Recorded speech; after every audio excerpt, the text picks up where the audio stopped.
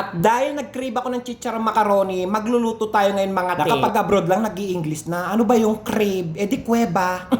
Childhood food memories to mga te. Sobrang sarap nito yung binibili sa tindahan na tig-pipiso. Noong kasagsagan ng kahirapan namin, ayan na naman yung kasagsagan Albert. Kung yung iba, kapag bumibili sila ng chicharon macaroni sa tindahan, minimeryenda nila, ibain nyo kami inuulam namin. Oo, tama yung narinig nyo. Dati inuulam namin yung chicharon macaroni at saka yung lechon manok na chichirya. Para may malamnan lang yung kumakalam naming mga sikmura. Te, pakiabot nga yung lapis at saka ballpen at saka papel na para may padala ko to sa MMK. Drama na naman to.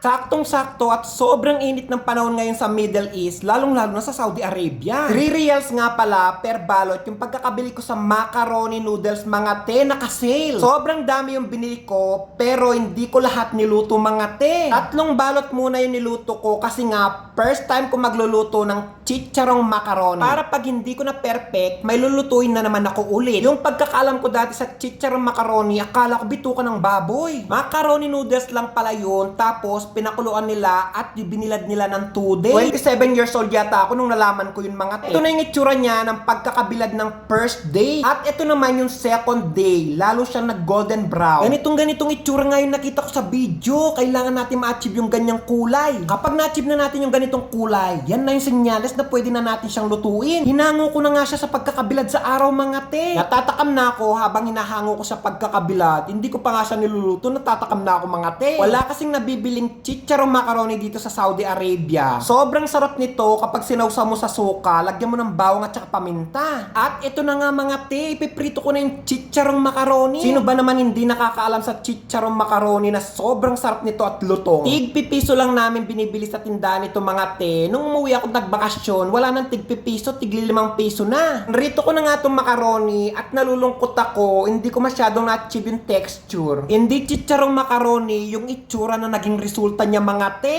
Nagmukha siyang Doritos mga te. Yung bagong flavor nila ngayon na dinamita tortilla. Hindi ganito yung itsura ng chicharong macaroni. Pag pinrito mo yun, bubuka siya ng sobrang laki. Hindi siya masyadong bumuka mga te. Siguro masyadong ng maluwag. Iba yung pagkakaluwag.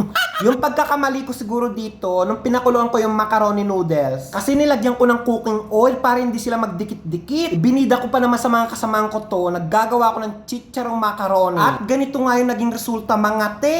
Masarap naman siya at malutong, pero hindi ganito yung chicharong macaroni. Para siyang popcorn na caramel flavor. Tingnan niyo yung itsura, nakakatakam. Maire-recommend ko siya na gayain yung mga te, pero hindi ko siya maire-recommend sa mga nakapasta yung ngipin. 2 days ko pa naman siyang pinatuyo sa araw. At excited ko na siyang lutuin kasi nga nagkikrave ako ng chicharong macaroni mga te.